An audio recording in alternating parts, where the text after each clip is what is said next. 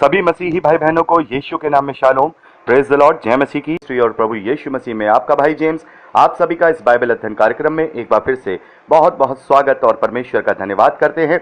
हम अध्ययन कर रहे हैं प्रेरितों के कार्य का और एक छोटी सी प्रार्थना के साथ आज के अध्ययन को हम शुरू करेंगे। हालेलुया। धन्यवाद पिता परमेश्वर, धन्यवाद आपके अद्भुत रीति वाले प्रेम जो आपने अपने इकलौते को देकर हम पर प्रकट किया। प्रभु धन्यवाद करते हैं आपके अनुग्रह और आपकी तमाम आशीषों के लिए। धन्यवाद करते हैं इस बाइबल अध्ययन कार्यक्रम के लिए जिससे हम आशीषित हो रहे हैं। होने दीजिए पिता परमेश्वर, पवित्र आत्मा हमारी अगुवाई करे, हमारी सहायता करे, हमारी मदद करे ताकि सत्य वचन हम सत्य रीति से सीख पाएं।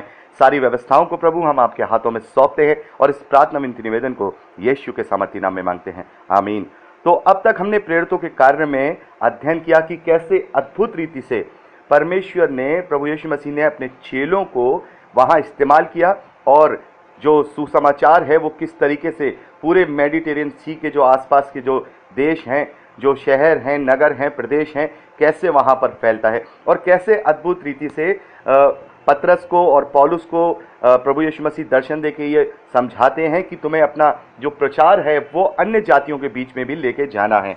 और इसी प्रकार से हयाब के साथ बेखौफ होकर परमेश्वर की सामर्थ्य में रह करके आत्मा से परिपूर्ण होकर के वो परमेश्वर के राज्य का, परमेश्वर के सुसमाचार का प्रचार करते रहे और जगह जगह पौलुस ने यात्राएं की। अभी हमने देखा पौलुस ने 2 यात्राएं की। पौलुस ने प्रथम यात्रा में जो एशियन माइनर है वहां पर, जैसे कि आपका अंताकिया जो कि सीरिया में है, जो अंताकिया है, वहां से उसने अपनी जर्नी शुरू करी और पूरे एशिया माइनर में पहले प्रचार यात्रा में उसने वहां प्रचार किया, प्रभु के लिए कलीसियाओं का निर्माण किया।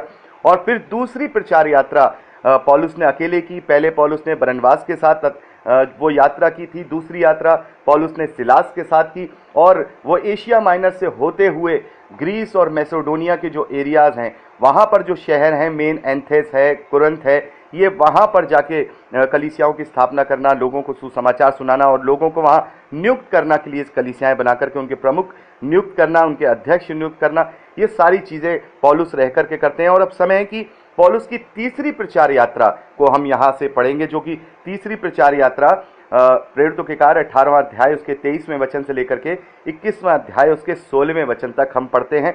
यहाँ पर पौलुस गलातिया और फ्रूंगिया के प्रदेशों में होकर के जो मेन शहर है इफिसुस, उसमें मुख्य रूप से कलीसिया का निर्माण करते हैं और लोगों को सुसमाचार सुनाते हैं और फिर मैसेडोनिया और ग्रीस होते हुए वापस यरूशलेम आकर उस यात्रा को पूरी करते हैं। ये पूरा वर्णन हम अध्याय 18 23वें वचन से लेकर 21वें वचन 21वां अध्याय 16वें वचन तक देखते हैं। और जैसा मैं आपसे हमेशा कहता हूं कि प्रेरितों के कार्य को जब से प्रचार यात्रा हमने शुरू की है पौलुस की पढ़ना, तब से हम ओवरऑल तरीके से इसका अध्ययन कर रहे हैं और जो इम्पॉर्टेंट बातें होती हैं वो मैं आपसे डिस्कस करता हूं, डिस्क्राइब करता हूं।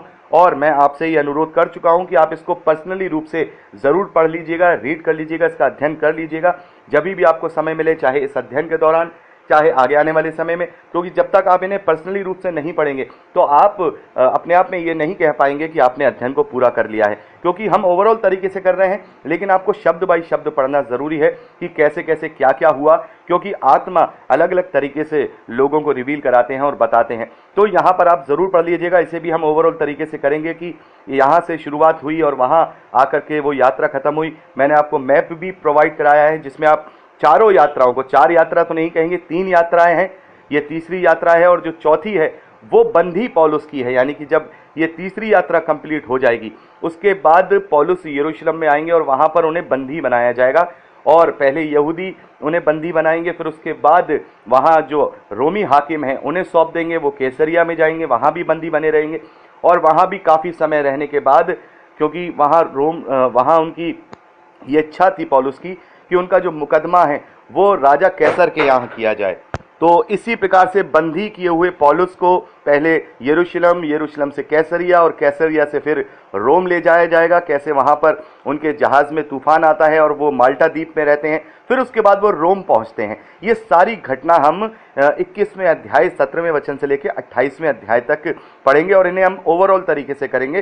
तो ये भी मैं चाहूँगा जो आज हम अध्ययन कर रहे हैं वो हम ओवरऑल तरीके से कर रहे हैं। इंपॉर्टेंट बातें मैं आपसे डिस्कस करूंगा, लेकिन आप इन्हें पर्सनली तौर पे पढ़ना ना भूलिएगा, रीड करना ना भूलिएगा, तभी आपका सही मायने में अध्ययन कंप्लीट होगा और इसको तभी कंप्लीट माना जाएगा। तो यहाँ पर हम पहले तीसरी प्रचार यात्रा के विषय में देखते हैं, जो गलातिया और फ्रुंगिया प्रदेशों में जो शुरुआत से उन्होंने की, और मेन जो वहाँ एक शहर है इफिसुस, वहाँ की जो बड़ा शहर है, वहाँ पर मुख्य रूप से वहाँ कलीसिया की वो स्थापना करते हैं। और ये वही इफिसुस है जिसकी नाम पत्री भी पौलुस ने लिखी है, इफिसियों की पत्री जिसे आप जानते हैं, बाइबल में इस पत्री को लिया गया है। ये वही कलीसिया है इफिसुस की जिसे पौलुस ने पत्र भी लिखा है। तो यहाँ पर एक मुख्य बात हम देखते हैं, प्रेरितों के कार्य उसका 19वां अध्याय उसके 13वें वचन से लेकर 17वें वचन तक, जब पौलुस जो है वो इफिसुस में आते हैं, वहाँ प्रचार करते हैं, लोगों को निरुत्तर करते हैं, वहाँ लोगों को बताते हैं प्रभु यीशु मसीह के विषय में, उसके पुनरुत्थान के विषय में, तब बहुत सारे लोग, चाहे वो यहूदी हों चाहे वो यूनानी हों, सब ने प्रभु के वचन को सुना और बहुतों ने प्रभु के वचन पर सुनकर के विश्वास किया। तो हम वहाँ देखते हैं कि परमेश्वर ने पौलुस के हाथों से सामर्थ्य के अनोखे काम दिखाए थे, यहाँ तक कि लोग रुमाल और अंगीठे उसकी देह से स्पर्श कराकर बीमारों पर डालते थे और उनकी बीमारियां दूर हो जाती थी और दुष्ट आत्माएं उनमें से निकल जाया करती थी। तो वहाँ पर जब हम देखते हैं कि कुछ लोग जो झाड़ा फूकी करने वाले यहूदी लोग थे, जब वो ये देखते हैं कि यीशु के नाम से दुष्ट आत्माएं निकलती हैं, तो उन्होंने उसी पैटर्न को अपनाने की कोशिश की, यानी कि इफिसुस की जो इफिसिया की जो शहर है, वहाँ पर इस प्रकार की जो यहूदी लोग हैं, उन्होंने सोचा कि जैसे पौलुस बड़े बड़े आश्चर्य के काम करता है, हम भी पौलुस के उसी यीशु के नाम से बड़ी बड़ी दुष्ट आत्माओं को निकालें और हो सकता है दुष्ट आत्माएं भी उनसे निकल जाएं। तो ये एक वहाँ पर वो प्रयास करते हैं, विश्वास उन्होंने नहीं किया है, लेकिन वो सोच रहे हैं कि जैसे वो कहता है तो हम भी ऐसा करेंगे तो ऐसा हो जाएगा। तो यहाँ पर वो इस प्रकार से दुष्ट आत्माओं का इलाज करने लगे। वो कहने लगे, जिस यीशु का प्रचार पौलुस करता है, मैं तुम्हें उसी की शपथ देता हूँ, और इसी प्रकार से वो उन दुष्ट आत्माओं को लताड़ने लगे। लेकिन हम यहाँ देखते हैं दुष्ट आत्मा ने उन्हें उत्तर दिया, यीशु को मैं जानती हूँ और पौलुस को भी पहचानती हूँ, परंतु तुम कौन हो? और उस मनुष्य ने जिसमें दुष्ट आत्मा थी उन पर लपक कर उन्हें वश में लाकर उन पर ऐसा उपद्रव किया कि वह नंगे और घायल होकर उस घर से निकल भागे। तब यह बात पूरे इफिसुस में रहने वाले सब यहूदी और यूनानियों में फैल गई और वो जान गए और उन पर सब पर बड़ा भय छा गया। तो यहाँ पर हम देखते हैं कि जो दुष्टात्माएं हैं वो यीशु के नाम को जानती हैं, उससे थरथराती हैं, उससे कांपती हैं।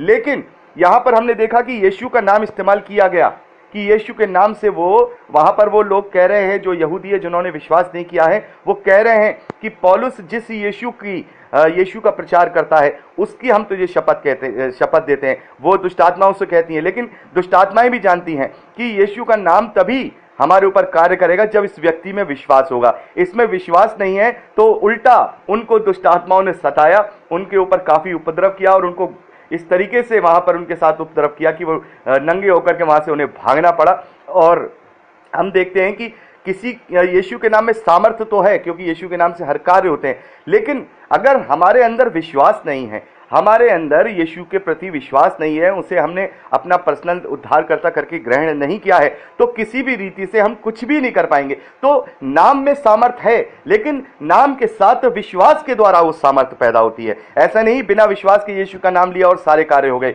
नहीं, जहां पर विश्वास है वहीं पर अद्भुत कार्य होंगे। ऐसा नहीं होगा कि जहां विश्वास नहीं है वहां अद्भुत कार्य हो जाएंगे। मान लीजिए हम किसी अन्य जाति के लिए प्रार्थना कर रहे हैं, यीशु के नाम से प्रार्थना कर रहे हैं, और उसने विश्वास नहीं किया और वो विश्वास नहीं कर रहा है, वो और उसका घराना विश्वास नहीं कर रहा है, तो वहां यीशु के नाम की सामर्थ्य उन पर नहीं होगी, क्योंकि वो विश्वास नहीं कर रहे हैं। लेकिन अगर वो विश्वास करेंगे कि हाँ, इस नाम पर हम विश्वास करते हैं, इस नाम पर हम अंगीकार करते हैं, इस नाम को हम ग्रहण करते हैं, अपना उद्धारकर्ता करके मानते हैं, हम ये मानते हैं कि यीशु हमारे पापों के लिए मरा और वह गाड़ा गया और तीसरे दिन वह जी उठा, और हम ये मानते हैं कि वो परमेश्वर का इकलौता पुत्र है, हम ये विश्वास करते हैं और वो अपना मन फिराकर पापों का अंगीकार करते हैं, तब वो सामर्थ उनके लिए कार्य करेगी। या फिर वो तब कार्य करेगी तब परमेश्वर को उनसे कोई प्रायोजन होगा, या परमेश्वर उनके मन फिराना चाहते होंगे, तब यीशु के नाम का जो है सामर्थ वहां कार्य करेगी। लेकिन यहां साफ तौर पे पता लग गया कि वो यहूदी जो झाड़ फूक करने वाले थे, उन्होंने विश्वास नहीं किया था, इफिसुस में वो रहते थे,